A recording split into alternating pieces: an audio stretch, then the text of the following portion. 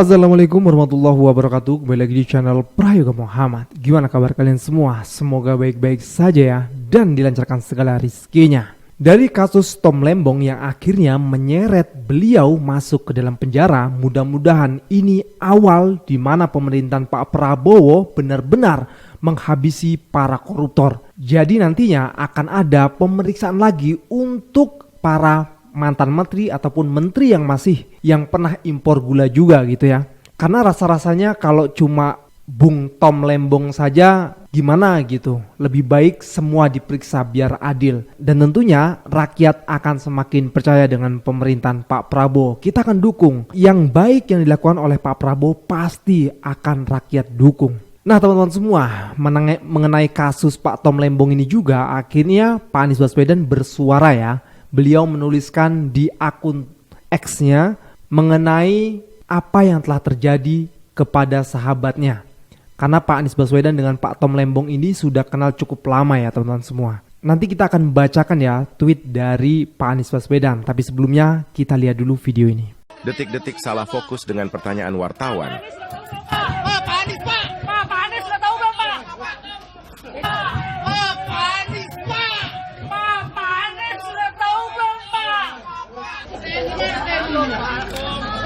Anies Baswedan bela Tom Lembong. Wah, maksudnya gimana nih, gengs?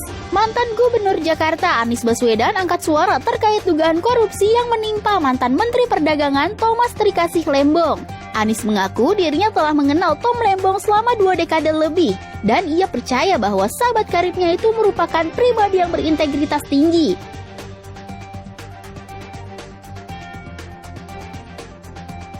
Anies mengatakan dirinya percaya aparat penegak hukum dan peradilan akan menjalankan proses secara transparan dan adil.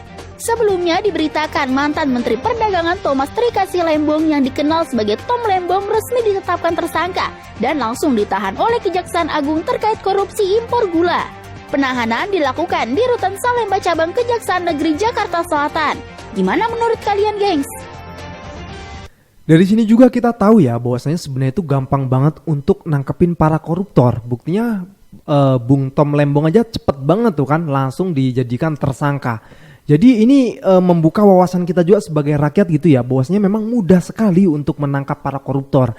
Ya sekali lagi kita doakan pemerintahan Pak Prabowo ini benar-benar komit dengan ucapan Pak Prabowo yang mengatakan saya akan memberantas para koruptor bahkan akan dikejar walaupun sampai Antartika.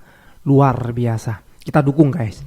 Nah oke, sekarang kita lihat ya di akun X tweetan dari Pak Anies Rashid Baswedan. Teman-teman semua, terkait penetapan Tom Lembong sebagai tersangka, saya bersahabat dengan Tom hampir 20 tahun dan mengenalnya sebagai pribadi yang berintegritas tinggi. Tom selalu prioritaskan kepentingan publik dan ia juga fokus memperjuangkan kelas menengah Indonesia yang terhimpit. Tom adalah orang yang lurus dan bukan tipe orang yang suka neko-neko. Karena itu selama karir panjang di dunia usaha dan karir singkat di pemerintahan ia disegani, baik lingkup domestik maupun internasional. Kabar ini amat-amat mengejutkan walau begitu kami tahu proses hukum tetap harus dihormati. Kami percaya aparat penegak hukum dan peradilan akan menjalankan proses secara transparan dan adil. Kami juga tetap akan memberikan dukungan moral dan dukungan lain yang dimungkinkan untuk Tom. Tom, jangan berhenti mencintai Indonesia dan rakyatnya. Seperti yang telah dijalani dan dibuktikan selama ini. I still have my trust in Tom. And doa serta dukungan kami tidak akan putus. Kami ingin negara ini membuktikan bahwa yang tertulis di penjelasan UUD 1945 masih valid, yaitu negara Indonesia adalah negara berdasarkan hukum, bukan negara berdasarkan kekuasaan belaka. Tulisan Pak Anies Baswedan di akhir tulisannya ini cukup kuat sekali ya. Pesan yang disampaikan oleh Pak Anies Baswedan bahwasanya negara Indonesia adalah negara yang berdasarkan hukum, bukan berdasarkan kekuasaan. Jadi menurut gua ini adalah jalan yang tepat untuk pemerintahan Pak Prabowo. Ini jalan terbukanya untuk pemerintahan Pak Prabowo menangkap para koruptor-koruptor di negara ini. Tentunya negara tanpa koruptor pasti akan jaya. Oke teman-teman semua, kita lanjut lagi ke videonya. Saudara-saudara sekalian, kita mengerti masalahnya. Masalahnya kekayaan Indonesia dirampok. Masalahnya kekayaan Indonesia dirampok. Kekayaan Indonesia dicuri. Kita perlu memilih pemerintah yang akan menghentikan perampokan ini. Hei maling-maling, hei koruptor-koruptor, Prabowo tidak pernah akan gentar menghadapi kalian.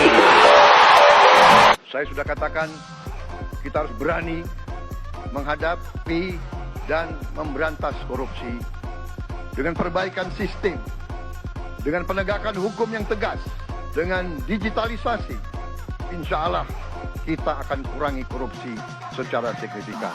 Keren nih, bersih-bersih ala pemerintahan baru. Tapi beneran bersih-bersih apa cuma mau lawan aja ya? Kita cek bareng-bareng. Ini Pak Tom kena kasus impor gula pas dia jabat Menak tahun 2015-2016 atau kasus 10 tahun yang lalu dan nimbulin kerugian negara sebesar 400 miliar. Menariknya, dari 2015 sampai sekarang udah ada 5 menteri dan semuanya melakukan impor gula, termasuk orang-orang yang sekarang masuk di kabinet. Bahkan kasus mereka juga pernah memanas loh. Ini kasus Zulkifli Hasan. Ada juga kasus Dito. Kasus lain juga ada. Ada kasus Erlangga. Atau mungkin dia udah aman karena udah batas sama kursi ketua. Hehe. Kasus-kasus lain bisa kalian cek sendiri. Aku setuju siapapun yang gak bener dihukum. Tapi yang ada di gerbong kalian juga harus dibersihin juga. Jangan cuma jadi akal-akalan politik aja. Ini lagi dicopot karena kasus Kanjuruhan, malah sekarang jadi sekjen Kemenkumham. Gak ngerti lagi aku. Tikus-tikus kantor mulai ketar-ketir. Baru 9 hari menuju 10 hari bekerja. Bapak Prabowo Subianto dan Mas Gibran Raka Buming Raka bersama tim-tim hebatnya mulai menunjukkan taringnya. 2 kasus besar mulai dipecahkan. Kasus Ronald Tanur suap 3 hakim. Ada juga yang terakhir ini yang agak lucu. Ada kasus Tom Lembong. Kasus gula tahun 2015-2016 akhirnya terpecah. Senyumnya manis, tapi dia punya cara main pahit sekali. Ingat, bertobatlah. Bertobatlah. Prabowo sudah dekat.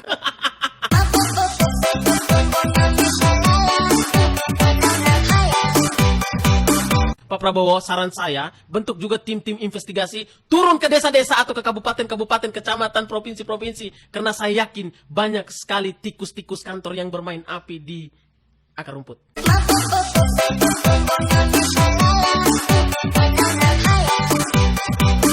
Indonesia lagi menyala, setiap hari ada aja koruptor yang keciduk. Baru nih gue baru bangun tidur dapat info Tom Lembong keciduk kasus 400 miliar soal gula.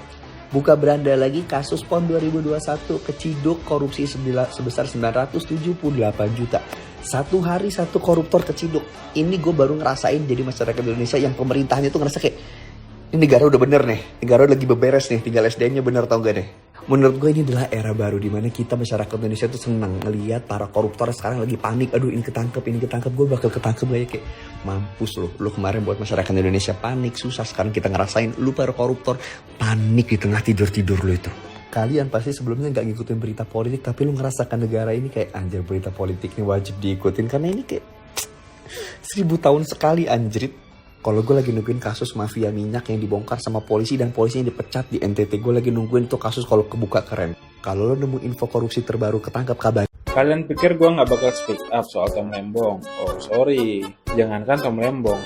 Semua menteri perdagangan di era Mulyono yang impor gula tak usah tuntas. Ada Pak Enggar Tias Tolukita, impor gula tuh 15 juta ton. Ada Agus Suparmanto, impor gula sekitar 9,5 juta ton. Ada Pak Zulkifli Hasan, impor gula lebih 20 juta ton. Yang salah ya salah, yang benar ya benar. Kalau terbukti bersalah dengan proses yang adil, yang apa yang kita dukung?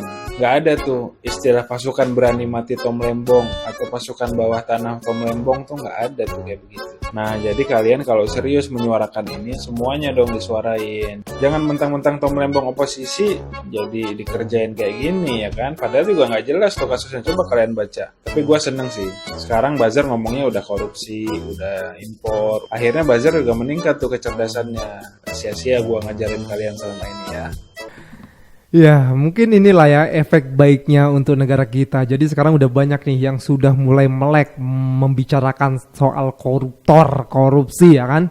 Ya mudah-mudahan lah pokoknya nanti kalau misalnya koruptor ini bisa ditangkepin semua ya kan, dibersihkan. Waduh, alangkah sejahteranya negara Indonesia kita ini. Kasus Robert Tanur di mana dia Ronald Tanur di mana dia akan dijanjikan fee 1 miliar, untuk hakimnya 5 miliar. Artinya Kalau seandainya seorang Markus saja itu bisa mengumpulkan fee 1 triliun, maka berapa kapitalisasi yang beredar di Mahkamah Agung itu?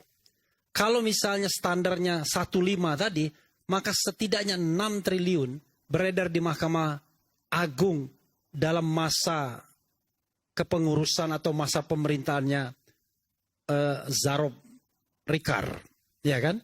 Bisa dibayangkan. Pertanyaannya adalah kemana uang tersebut? Rasanya nggak mungkin kalau uang tersebut tidak sampai kepada pemutus. Bodoh sekali kan? Kalau misalnya sampainya cuma kepada tukang sapu kan nggak mungkin. Jadi kapitalisasi dari 1 pintu Markus itu bisa bertriliun-triliun. Berapa Markus yang ada? Berapa kasus yang ada? Dan berapa banyak yang kemudian pejabat-pejabat di lingkungan Mahkamah Agung selama ini yang sudah dijadikan tersangka, dihukum dan lain sebagainya. Apa kaitan itu dengan topik kita kali ini? Memberantas korupsi, bro. Oke. Udah lihat ya nggak? Mudah-mudahan nanti akan terbuka semua, Bang, ya kan? Dalangnya siapa, ya kan?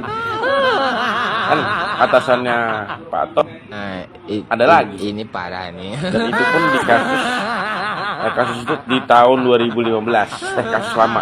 Sedangkan masih banyak, Bang, kasus-kasus yang lebih besar dibanding kasus ini. Tapi kan belum. Jadi pada dasarnya menurut saya dimulai dari ini nanti akan terbuka semua. Begitu aja, Bang, kita mikirnya, nggak usah ribet-ribet saya mah. Wassalamualaikum. Ya silakan, kalau salah ditangkap ya Tom Lembong. Jadi semua itu harus mendapatkan equality before the law. Ya semua itu setara di mata hukum, sama. Jangan sampai ini menutupi juga kasus yang dilakukan oleh Suswono, ya, yang sudah merendahkan, menghina Nabi kita Muhammad SAW. Itu juga cepat diproses, ya. Mudah-mudahan kemarin kan GP Ansor kita baca di berita mau bikin laporan, itu harus juga segera ditindaklanjuti, ya. Jangan ada perbedaan perlakuan, ya, termasuk Pak Ahok. Kita ingat kemarin kasusnya Pak Ahok, ya kan. Jadi semua orang itu harus mendapatkan perlakuan yang sama di mata hukum, siapapun dia. Jadi tidak ada kedekatan emosi dan lain-lain, teman-teman. Ya, kita kesampingkan dulu ya ikatan emosi kita dengan orang-orang itu, tapi equality before the law. Semua orang harus sama di mata hukum.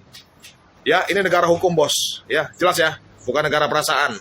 Oke, jadi segera ya usut tuntas atau dilaporkan itu Pak Suswono itu.